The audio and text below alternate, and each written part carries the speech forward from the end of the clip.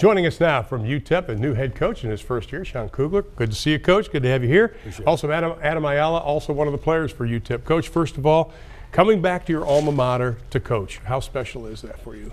Extremely special. You know, El Paso is a special place for me. You know, having played there and then coached there for 8 years. That's a second home for me and my family, and chance to go back and coach at your alma mater, you know, that's the best, and I'm excited about getting started. Now, you coached there before, obviously, but you spent a lot of time in the National Football League, most recently with the Pittsburgh Steelers. Why go to college? Why go back to college? Well, to get an opportunity to be a head coach, you know, those opportunities don't come along very often, and especially at your alma mater. And the timing was right, and I'm excited about it, and I'm not going to look back, only look forward. As a player, Adam, when you have a man stature of coach here come in, National Football League experience, used to be at UTEP, is that instant credibility for the players to you better listen to this guy because he knows what he's talking about? Yeah, you know, and any coach that would have been brought in, you know, we would respect him and buy into what he's trying to do. But especially having him played here and coached at UTEP before, we know how much it means to him to be the head coach here and how much, you know, passion he has for coaching and for his old school. So if we see that and want to emulate that. Coach, when you looked at the team last year and before spring practice started, you got together with your staff, what's the one thing you said, we've got to focus on this over the next 15 practices?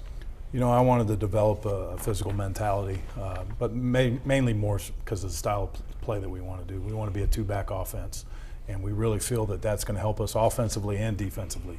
And we feel it's our best chance to win games every Saturday, and we're trying to stick to that on a daily basis. Now, your quarterback situation, I think we could call it fluid.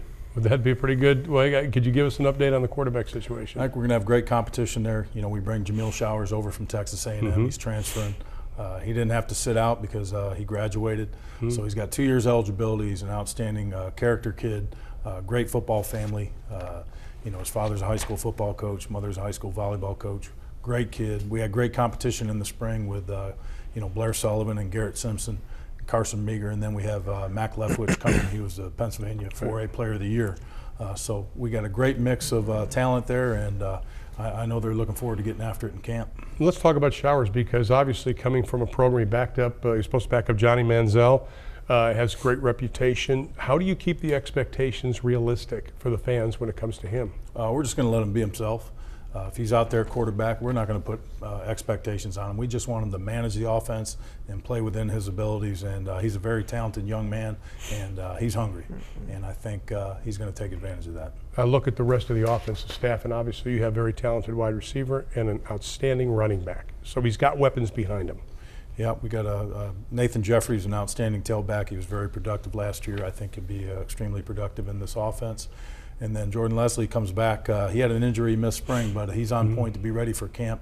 He's a very talented receiver with good size. He's got good speed. So, you know, I'm very pleased with that. And I was very pleased with our production of our tight ends in the spring, moving from a spread offense to a two-back offense.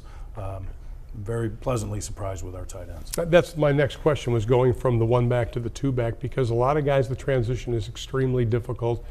But you just said that it was pretty seamless. I mean, do the guys understand why you're doing it now?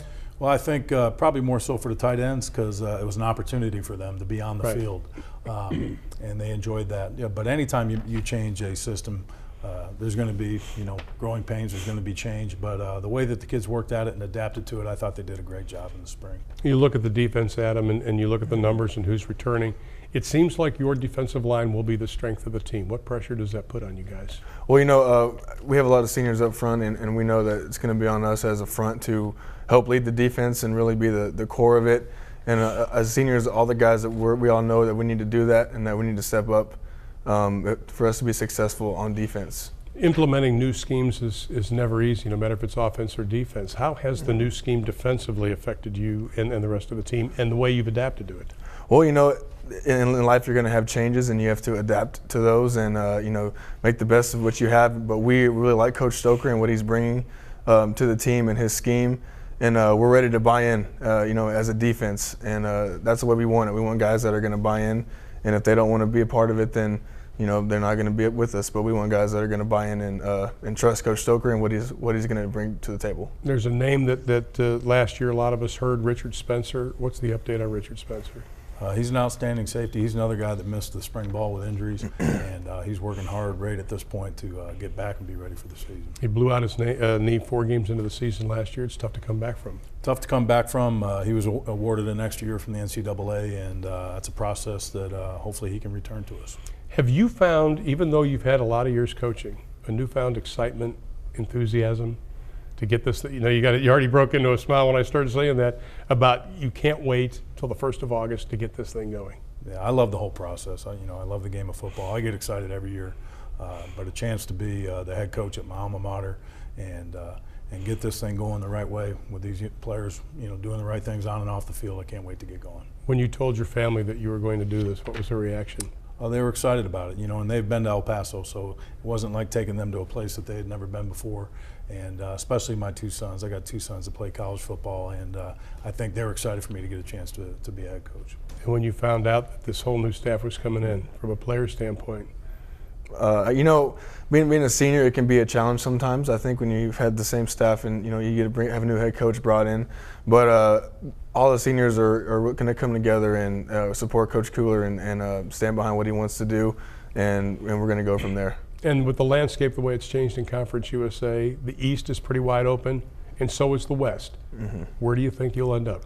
Well, our goal is always going to be at the top. We're not going to take any new teams lightly that are entering the conference, no matter where they come from. So that's our goal, is to be at the top of the West. But I believe that it's wide open for anybody, any given Saturday. Any team can win. So that's what we're really going to focus on. Coach, expectations for this year? I'm not going to put it in the category of wins and losses, but I know that we're going to go out and compete on a weekly basis. And I think if we implement the style of play that we want to and adhere to that, I think it'll work out in our favor. Congratulations. Welcome to Conference USA and welcome home, I guess I should say. Appreciate it. Thank you, Coach. Adam, good to see you, my friend. Thank you. We'll continue right after this.